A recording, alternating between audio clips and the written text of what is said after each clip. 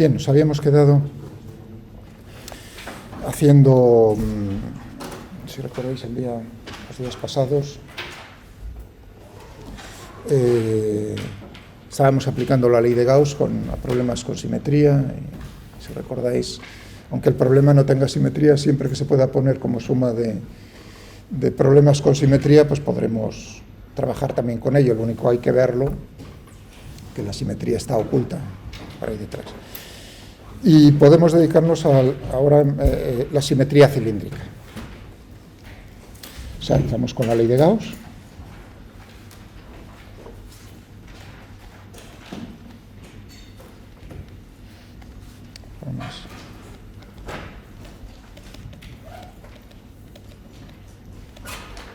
Vamos con simetría cilíndrica. Muy bien, por ejemplo,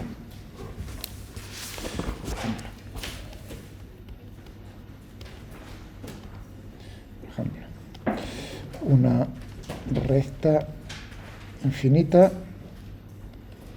de carga uniforme, ¿vale?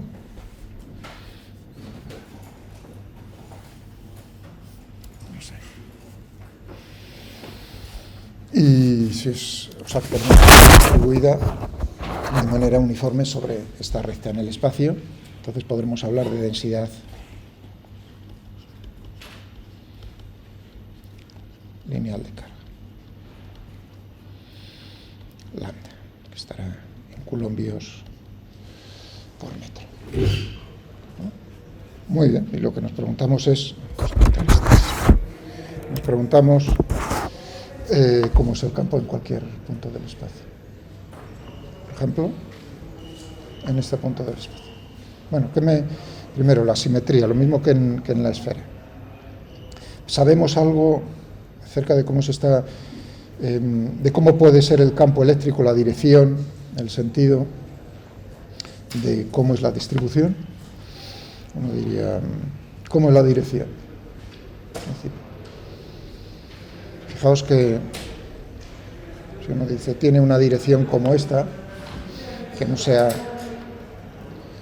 la dirección perpendicular a la recta, pues tenemos el problema. Podemos verlo de dos maneras. Uno, que es el dejar caer el bolígrafo al suelo y que vosotros me giréis 180 grados, o sea, que lo que tengo en la parte derecha de la recta infinita, me la pasáis a la parte izquierda y la izquierda a la derecha. ¿De acuerdo? Y yo me levanto y no noto la diferencia. Pero claro, al hacer el giro de 180 grados, el campo, si tuviese esa dirección inicialmente hacia la derecha, ¿no?, con una orientación hacia la derecha, pues le tendríamos hacia la izquierda. Pero lo que no puede ser es que dos distribuciones que son idénticas tengan dos campos diferentes. La única manera es, naturalmente, que al girarlo no cambie tampoco el campo, es decir, que la dirección del campo eléctrico tiene que ser perpendicular a la recta de carga. Esto, fijaos, que es así si la distribución es uniforme, porque si no, yo sí notaría que me lo habéis girado, que me habéis hecho una faena y lo habéis girado a 180 grados, ¿lo entendéis? La cuestión es que yo no note nada, o sea, que me gire, vosotros hagáis eso y yo no note nada.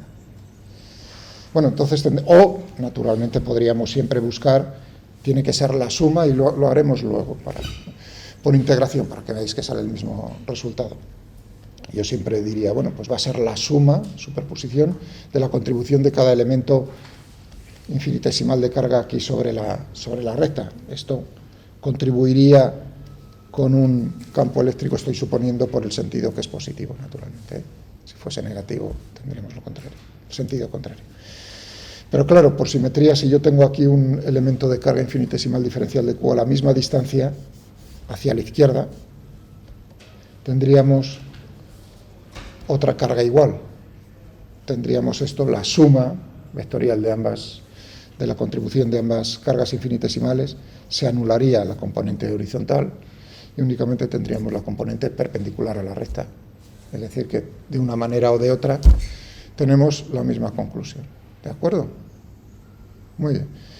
Ya hemos visto eso. Otra cuestión es que, naturalmente, todos los puntos que se encuentran a la misma distancia de la recta tienen que tener la misma magnitud en el campo, otra vez por la simetría del problema.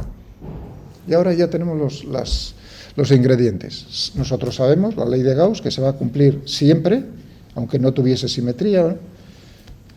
Es el flujo a través de una superficie cerrada del campo eléctrico.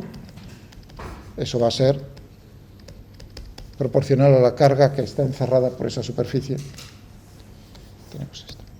Y el arte, o digamos la habilidad, es naturalmente intentar, ya que buscamos cómo es, ya tenemos la dirección y el sentido, es la magnitud de esto, es sacarlo fuera de la integral. Es decir, tendremos que escoger una superficie de tal manera que en puntos de la superficie tengamos el mismo campo. ¿Qué superficie escogeremos que cumpla eso? Una superficie que sea cilíndrica, una pared cilíndrica coaxial con la recta, naturalmente. Es decir, coaxial, que no me ha salido del tema.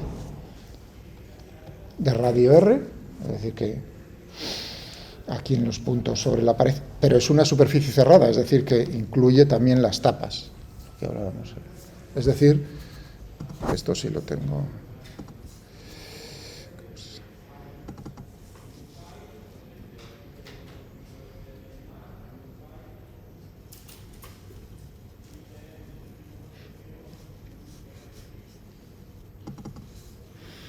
Ahí tenemos. Bueno, en esto, en vez de una recta, lo haremos luego, lo ampliaremos a un cilindro con una distribución volumétrica de carga uniforme, ¿bueno? O radial, ¿no? Entonces, aquí lo que tenemos, pensad que esta sería la recta, la superficie que estoy escogiendo, imaginaria, es una superficie imaginaria, es esta anaranjada, simplemente es eso, con las tapas, y tendremos que calcular, entonces hacer el cálculo de todo esto. Vale, vamos a por ello. Tendremos tendremos el flujo a través de las tapas, de las bases, las tapas, más el flujo a través de la superficie lateral. Uy, perdón, que aquí puse diferencial de L. Diferencial de S. Tendremos Q dentro, pero sí lo sucede. El cilindro tiene una longitud. Una longitud, por ejemplo, longitud L, no es infinito, tiene una longitud L, y el radio es R.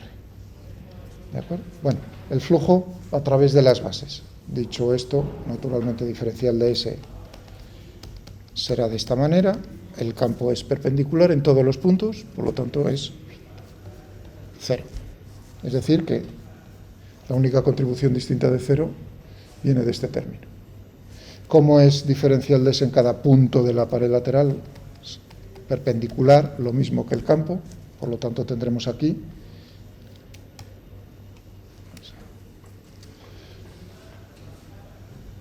módulo de 1, como es el mismo, ya podemos ir quitando y haciendo la integral, todos los puntos. ¿Cómo será todo esto? El área, fijaos que son dos vectores que tienen la misma dirección, si es positivo el mismo sentido, o sentido contrario si es carga negativa, ¿no? Módulo de uno, por el módulo del otro en todos los puntos, por lo tanto será el área de la pared lateral. ¿Qué área tiene la pared lateral? 2πr por la longitud L. Por el valor del campo, ese será el flujo a través de la pared lateral. Igual a Q dentro. ¿Cuánta carga tenemos dentro? Pues únicamente el trozo que hay desde aquí hasta aquí, de la recta de carga, que será lambda, la densidad lineal, por la longitud L, dividido por epsilon sub 0.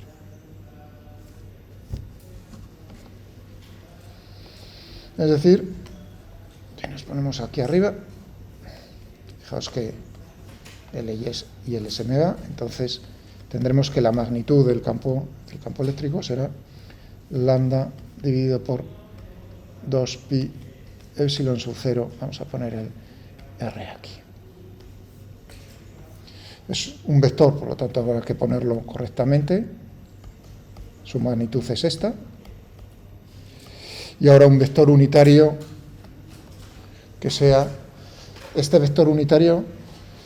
Estamos en coordenadas polares cilíndricas, es una dirección perpendicular, un vector unitario que me da la dirección perpendicular a la recta y hacia afuera. ¿De acuerdo? Naturalmente, si lambda es negativo, la carga, la densidad lineal es negativa, entonces el vector está apuntando hacia la recta de carga. Y si es positivo, pues hacia afuera, que es lo que tenemos. ¿De acuerdo? Importante, entonces.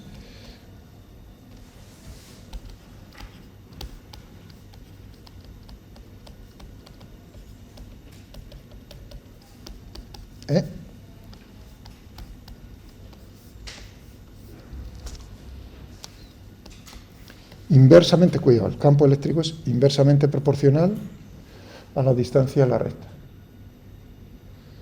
Bueno, aquí ya, el otro día que os animaba ahí con el cuadrupolo, el dipolo, el monopolo, ¿no?, a ver unas reglas en lo que son las potencias. Aquí es curioso, si teníamos para el monopolo, que era proporcional a la distancia a la carga, ¿no?, la carga puntual. Aquí vemos, y para el dipolo, y para el cuadrupolo,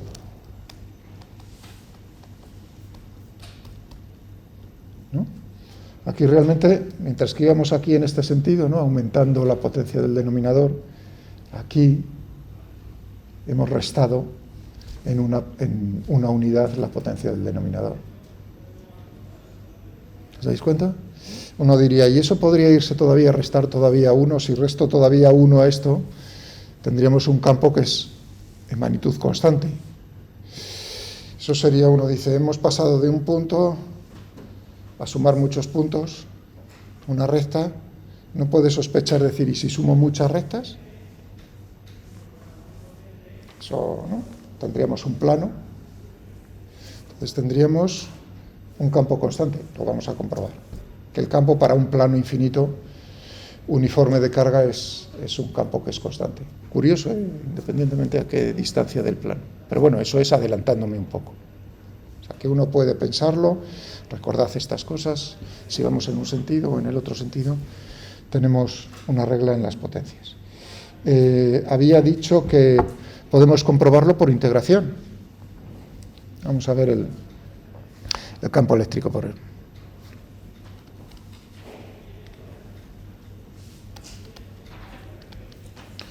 A llegar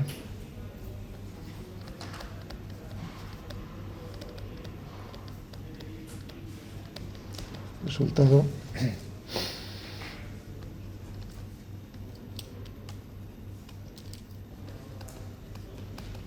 por integración.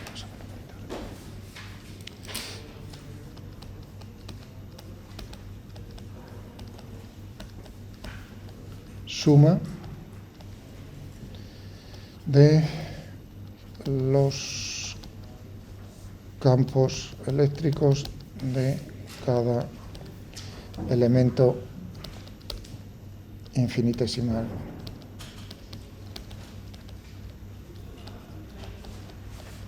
es decir, que vamos a aplicar el principio de superposición, integrar, sumar.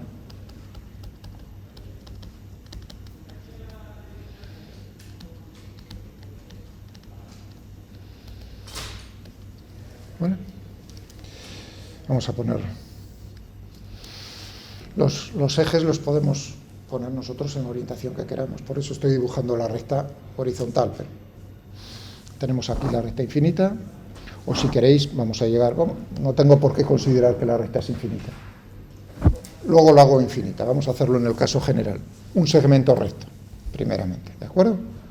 De una longitud, pues, L. Y queremos... Podemos hacerlo... Bueno, normalmente los libros, también el Purcell y todo... Escoge por simplicidad un punto situado equidistante a los dos extremos. Es decir, que tendríamos L medios y L medios por aquí. Pero bueno, luego si queréis relajo eso y puede estar en cualquier posición.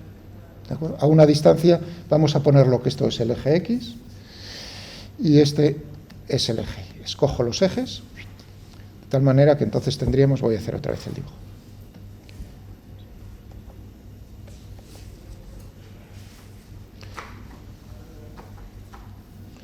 recta, vamos a poner los ejes.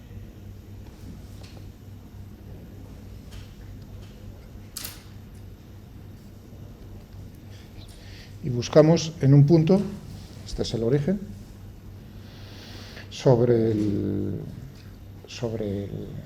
eje, situado a una distancia naturalmente, y este punto tiene coordenadas 0. ¿Vale? Muy bien.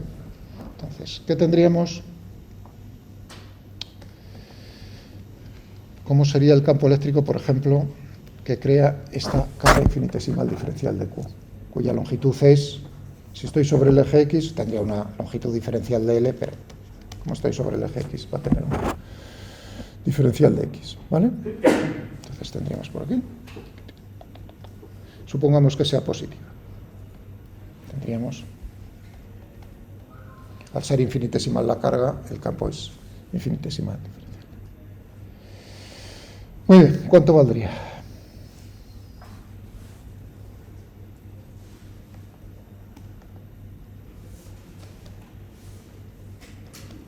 Esta diferencia. Tendríamos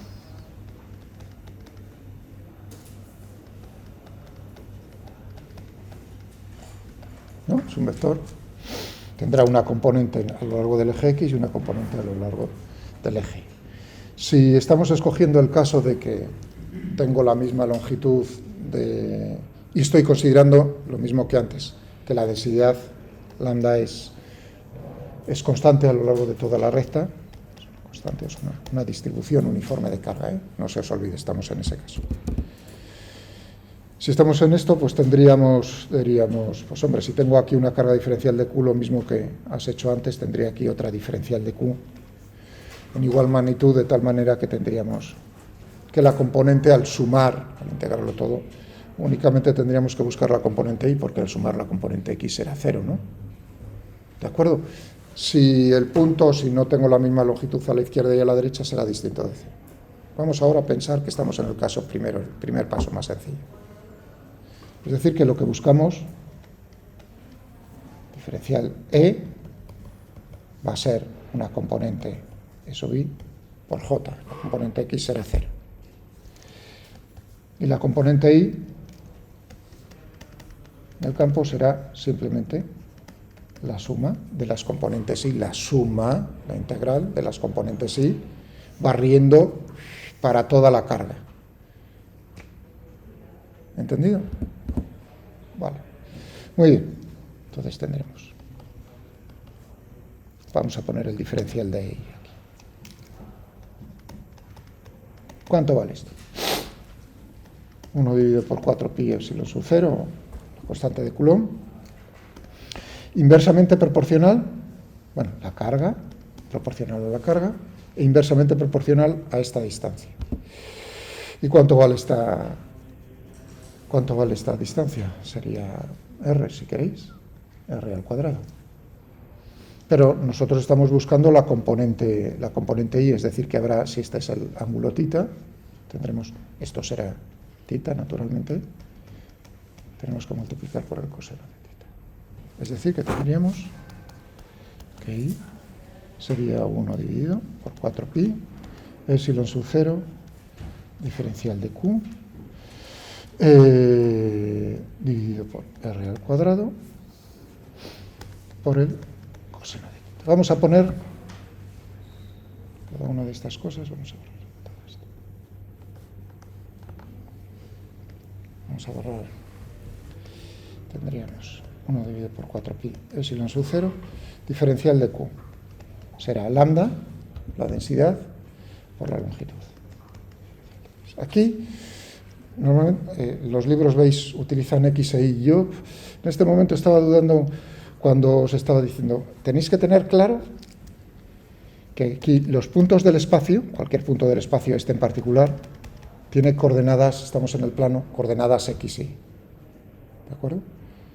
Pero ¿sobre qué estamos sumando? ¿Sobre qué estamos integrando? No sobre puntos del espacio, sino sobre la carga. Es decir, que aquí la carga tendría componentes XQ e IQ en general. un elemento infinitesimal tendría en el plano XY, ¿de acuerdo?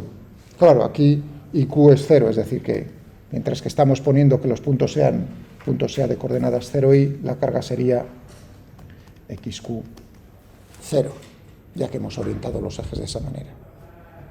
Es decir, que aquí realmente, para que lo veáis bien, estamos integrando sobre la carga. ¿Vale? Bueno, si tenéis eso en cuenta, para no poner subíndices demasiados, ¿vale? Sx vamos a integrar sobre la carga. Porque uno piensa, y es ahí el momento de decir, anda, pero un punto del espacio tiene componentes x e y. Cuidado, cuidado. ¿De acuerdo? Recordad cuando poníamos para una carga puntual, y yo utilizaba una carga Q puntual, en un punto del espacio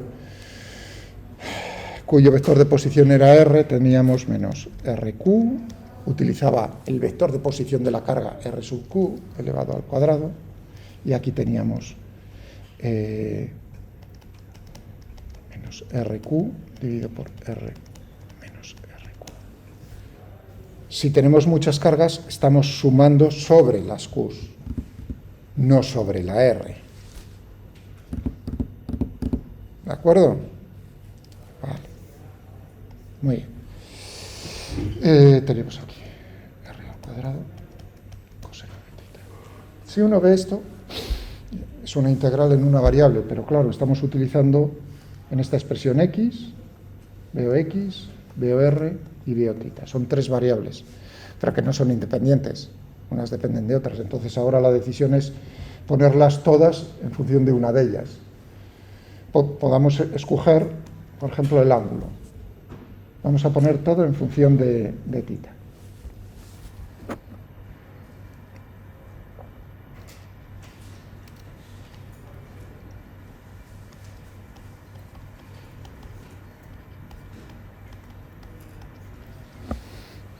Incluso lambda le podría sacar aquí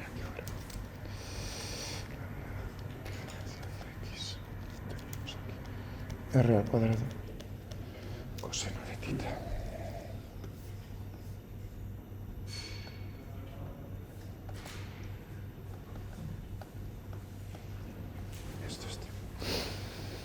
Tenemos para el ángulo, tangente de θ va a ser x dividido por y, ¿no? Y R,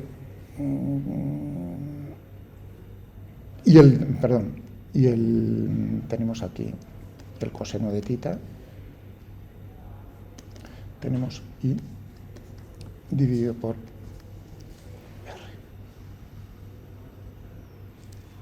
Vamos a cogernos esta primera. Es decir, que voy buscando el diferencial de x. Tenemos x y tangente de θ. Si hago la derivada con respecto a θ, ¿qué es lo que tenemos? La derivada de la tangente de θ es seno dividido por coseno, 1 dividido por coseno al cuadrado de θ, ¿no? Es decir, que tenemos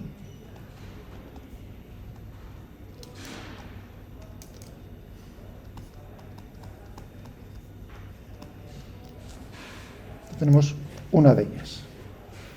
Aquí ya solo tengo θ y, recordad que no estoy integrando sobre la carga. Estoy integrando sobre la carga y es un punto, esto es una constante. Estoy fijando en un punto del espacio. ¿Vale? Es decir, que ya podríamos ponernos por aquí, eso y tendríamos lambda 4 epsilon sub 0 y tendríamos aquí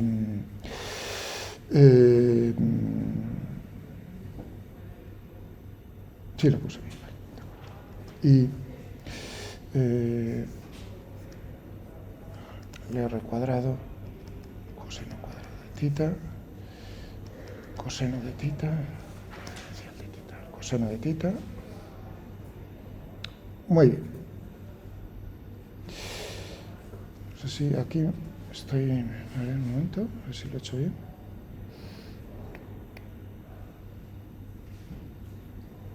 Algo me suena de que no estoy y coseno de tita, coseno de tita.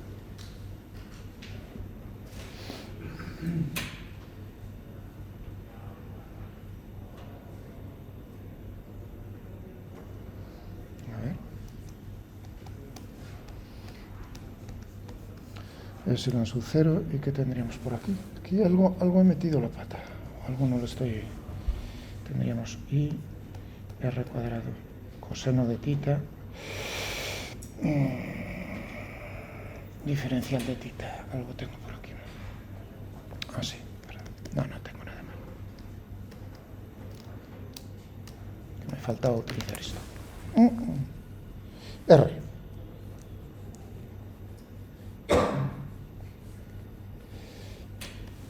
Tenemos i dividido por coseno de tita. Es decir, que tendríamos aquí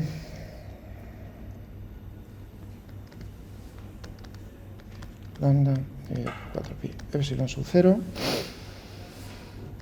y por coseno de tita y 1 dividido por r al cuadrado,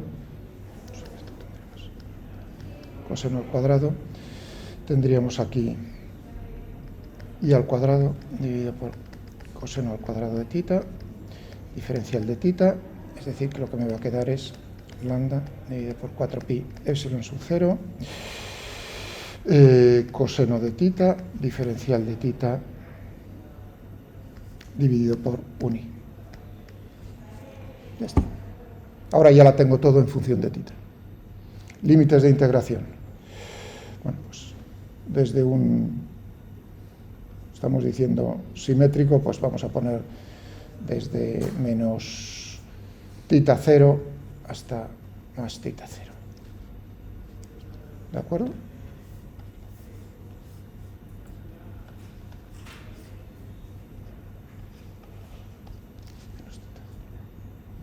Vale, vamos a cogernos aquí.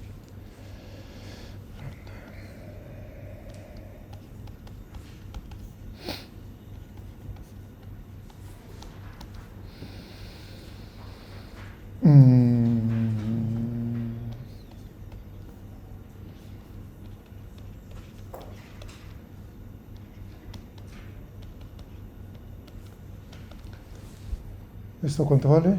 La integral. El seno, ¿no? O sea que tendríamos lambda 4pi epsilon sub 0 y el seno de tita entre tita, menos tita 0 y más tita 0. Es decir, que tendríamos aquí lambda 4pi epsilon sub 0i, tendríamos seno de tita 0 menos el seno de menos tita 0, que eso es menos, o sea, 2 veces el seno de tita. Bueno, tenemos ahí, como veis, inversamente proporcional a la distancia, pero ahora vamos a decir, ¿y si la recta es infinita?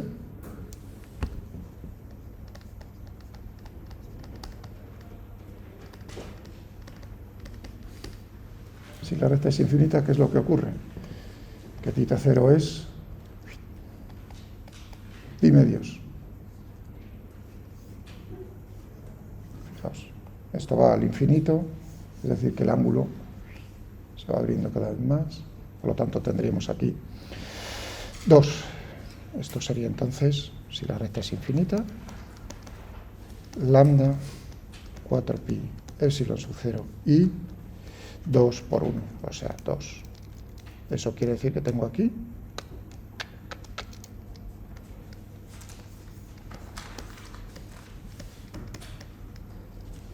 recta infinita.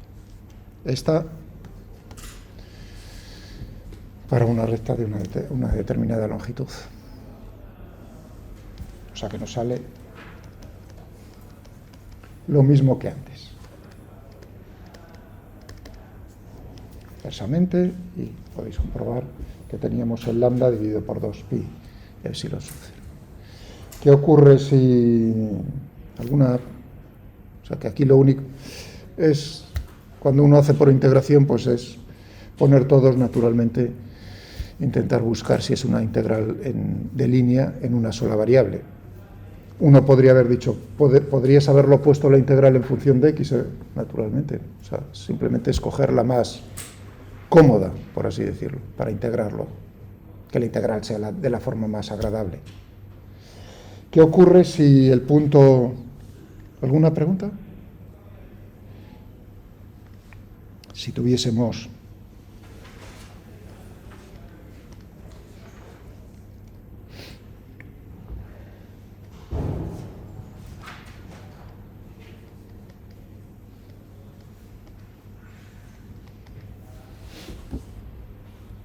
Ahora tendríamos en un punto de coordenadas, fijaos que he puesto el eje Y de tal manera que está sobre el punto que a mí me interesa. Entonces tendríamos ahora E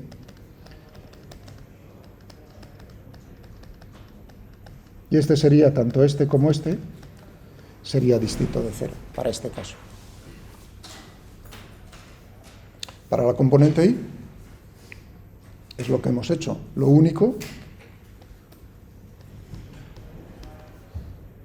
cuando teníamos la integral al final, los límites de integración ya no serían entre menos θ 0 y más θ 0, sino entre o desde un θ 1 hasta un θ 2.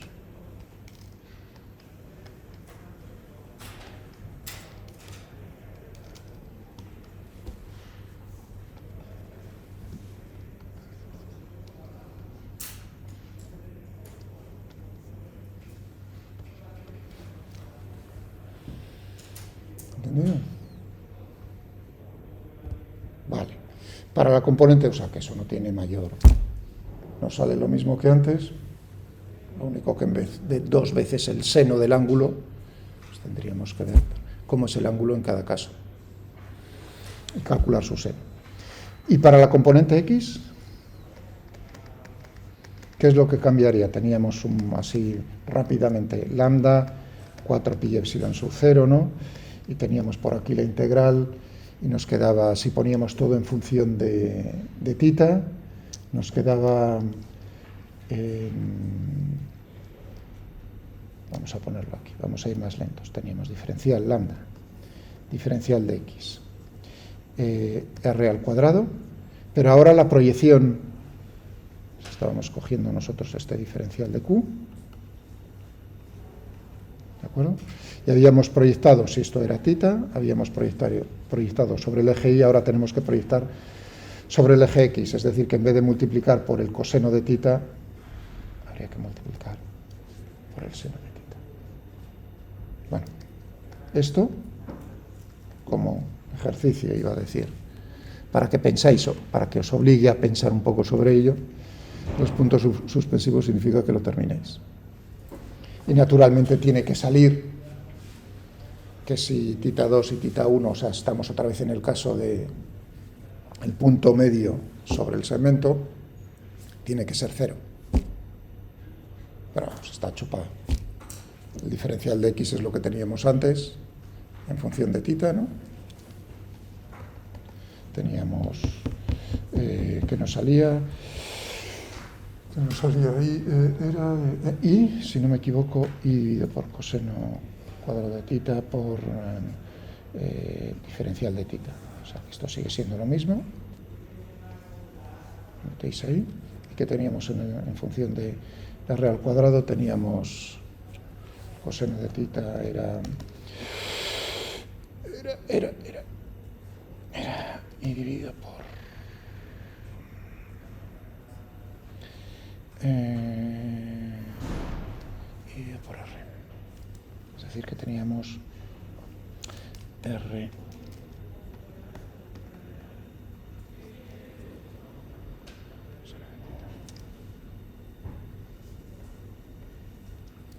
lo metéis ahí y lo termináis. ¿Vale? ¿Alguna pregunta? Genial. Bueno, pero habéis visto aquí en el archivo este que no solamente la simetría cilíndrica se va a cumplir para una recta infinita de carga. Vamos también a describir un poco este dibujo que tenemos por aquí.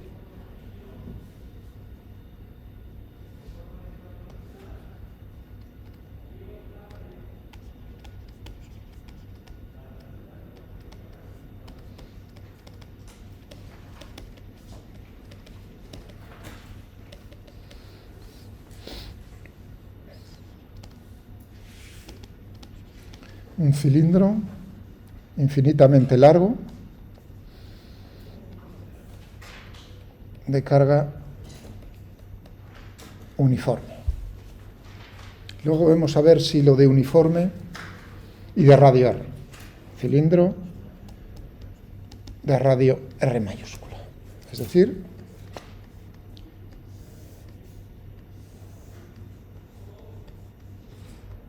pero cuidado, que es infinitamente largo.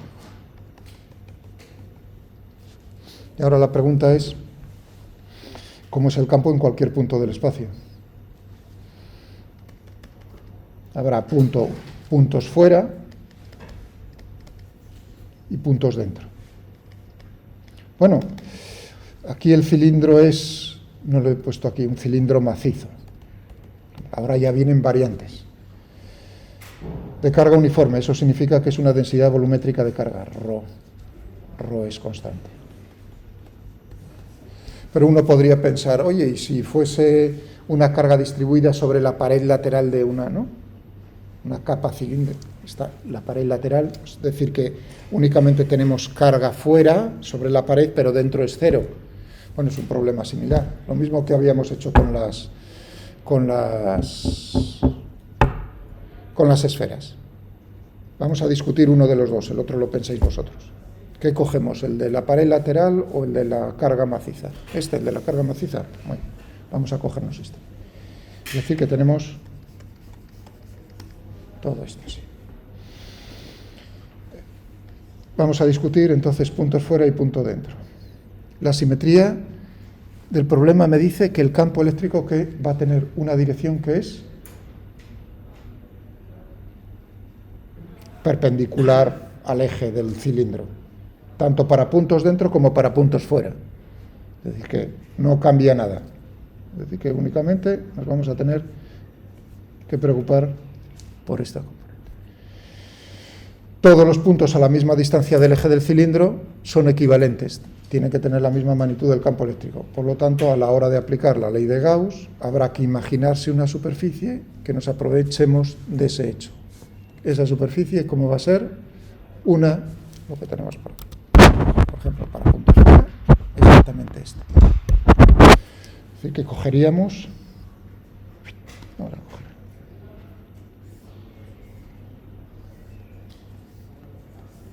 Esta es la superficie imaginaria, también las tapas y toda la pared lateral. Flujo a través de las tapas es cero y a través de la pared lateral, ¿cómo va a ser? Exactamente el mismo caso que lo que teníamos antes. Lo único que tendremos que fijarnos es cuánta carga tenemos dentro, que será el tramo correspondiente a lo que yo acabo de marcar en la pizarra. ¿Cuánta carga tenemos aquí en...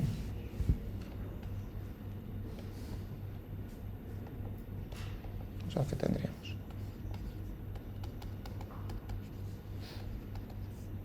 A través de la superficie esa, un cilindro. ¿De qué radio? O sea, un cilindro coaxial con el otro. De radio R minúscula. ¿Esto cuánto valdría? Tendríamos 2πr por la longitud de ese cilindro L. La carga dentro, ley de Gauss. Esto tiene que ser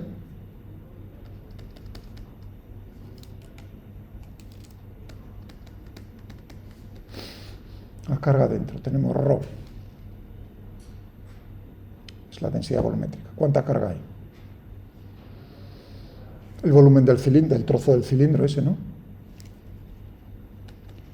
Pi. Pero, ¿de qué radio es el cilindro? Cuidado, aquí es donde viene pi r al cuadrado.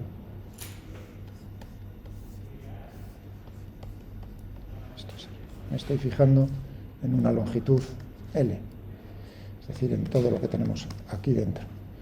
Pi r al cuadrado por la longitud L, ese sería el volumen, por la densidad volumétrica, ρ, dividido por epsilon sub 0.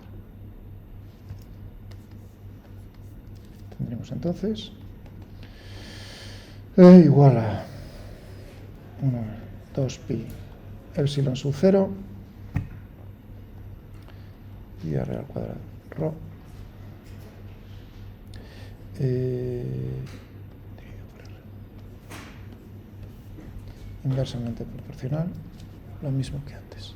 Inversamente proporcional, siempre y cuando r sea mayor o igual que r. Puntos fuera. Bueno, ahora viene el momento, lo estoy haciendo para puntos fuera, para puntos dentro, pues habrá que ver, porque ya no tenemos tanta carga.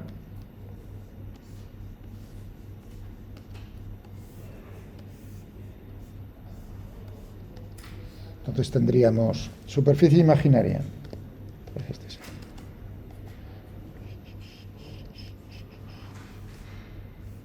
Una superficie coaxial de radio R, ahora R es menor o igual que R. Tendríamos para el flujo, o sea, esta es la superficie S. Tendríamos E 2pi R por L, siendo esto L, y esto por la ley de Gauss tiene que ser la carga que hay aquí. Vamos a ponerlo. ¿Qué volumen tiene esto? Tendremos aquí pi, cuidado, R minúscula al cuadrado, por L, ya no R mayúscula, minúscula al cuadrado, pi R, rho, la densidad volumétrica, dividido por epsilon sub 0. Es decir, que tendríamos, vamos a ponerlo por aquí arriba, sería L y L se me van naturalmente, un R y un R se me va, y tendríamos el pi y el pi este se me va, si queréis, y me queda 1 dividido por 2 epsilon sub 0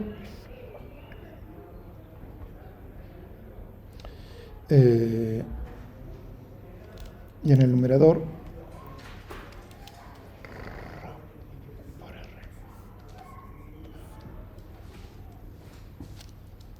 Proporcional a R. Es decir, que si yo hago una representación del valor de la magnitud del campo en función de la distancia, tendríamos hasta R una relación lineal y a continuación un decrecimiento inversamente proporcional. Más o menos creo que lo tenía en este archivo también. Bueno, cuidado, este archivo corresponde no a lo que he hecho yo aquí, sino ese archivo corresponde a una distribución superficial de carga sobre la pared infinita cilíndrica de radio R. Comprobadlo, lo que puse yo ahí, que el campo era 0 para puntos hasta R y luego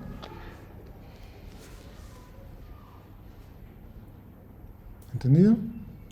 Comprobadlo para la pared cilíndrica de carga infinita y uniforme. Pero hice un comentario que ya esta debe ser la tercera vez o la cuarta que lo repito. El campo eléctrico tiene una discontinuidad para distribuciones superficiales de carga. Cuando teníamos el cilindro macizo, eso es una distribución volumétrica de carga. Lo mismo que teníamos en la esfera maciza. Y el campo era continuo. Si solo tenemos carga sobre la pared lateral, claro que digamos que teníamos que esperar aquí un salto. Y además ese salto, ¿de qué valor tiene que ser? Si dentro es 0, vamos a suponer que ya lo habéis hecho, ya habéis comprobado que el campo dentro es 0, entonces este valor, el valor para R igual a R, ¿cuál sería? Estoy hablando de una distribución superficial de carga, por lo tanto ya ahí no es la densidad volumétrica ρ, sino que utilizaríamos la letra sigma, que es la que utilizan todos los libros. En coulombios por metro cuadrado, esto sería coulombios por metro cúbico, claro. ¿Cuánto vale ese salto?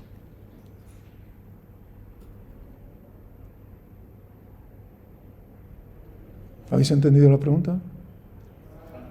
En este segundo caso, tendría una distribución superficial de carga. O sea, son dos cilindros, pero uno es macizo y el otro es únicamente la superficie lateral. Hemos visto para el macizo. Para el de lateral tenemos que tener una discontinuidad justo en el punto donde se encuentra la carga. ¿Cuánto vale esa discontinuidad? Si esto es 0, ¿cuánto vale el salto?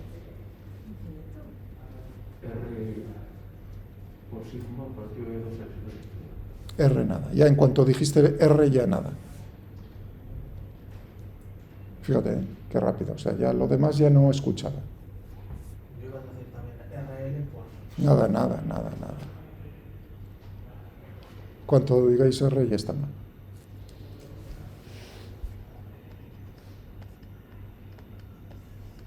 Sigma dividido por epsilon sub 0. Bueno, ya lo vimos. Lo he visto, lo dije el otro día, o sea, que esto no es, todavía no lo hemos comprobado. ¿Quieres que lo comprobemos? Ah, sí, lo comprobamos para uno. Sí, lo dije el otro día, ¿para qué caso particular? Y dije, esto es una cuestión general. ¿Qué problema hice el otro día? Que tenía una distribución superficial de carga, y dije, anda, el campo es discontinuo, ¿y qué valor tiene? Y veíamos que era sigma dividido por epsilon sub 0.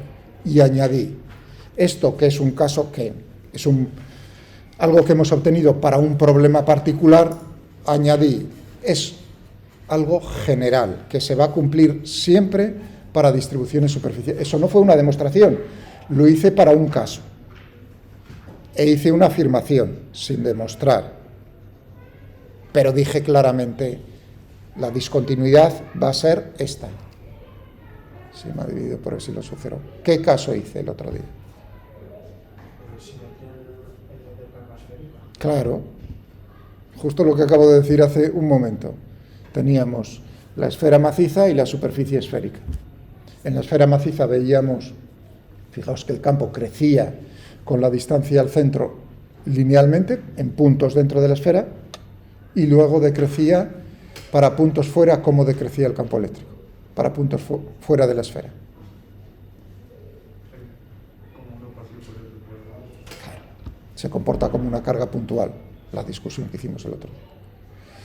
Bueno, y cogíamos y entonces poníamos, luego pasábamos al problema de la superficie esférica, dentro a que llegábamos, que era 0, y fuera veíamos que era lo mismo, inversamente proporcional a la distancia al cuadrado. Pero si cogíamos toda la carga y lo poníamos en función de sigma, veíamos que el salto era sigma dividido por epsilon sub 0. ¿De acuerdo? En la pizarra ahí arriba, ¿sí? Donde pones el campo, ¿no sería una parte que puedes retomar? No, porque estoy hablando del cilindro. Aquí, esto que he puesto aquí es para este problema. Y ahora de palabra estamos recordando lo de la esfera. Otra vez, el otro día lo hicimos para una esfera maciza y una superficie esférica. Y en la superficie esférica, o sea, la carga distribuida sobre la superficie, llegábamos a que el campo eléctrico dentro era 0 y fuera era inversamente proporcional al cuadrado de la distancia, como muy bien has dicho. Pero ¿cómo era el valor que tendía cuando nos acercábamos a la superficie? Si te acercas por la izquierda, por puntos dentro, 0. Pero si te acercas por la derecha, eso es una discontinuidad en una función, tiene otro valor. ¿Qué valor era ese? Sigma dividido por epsilon sub 0.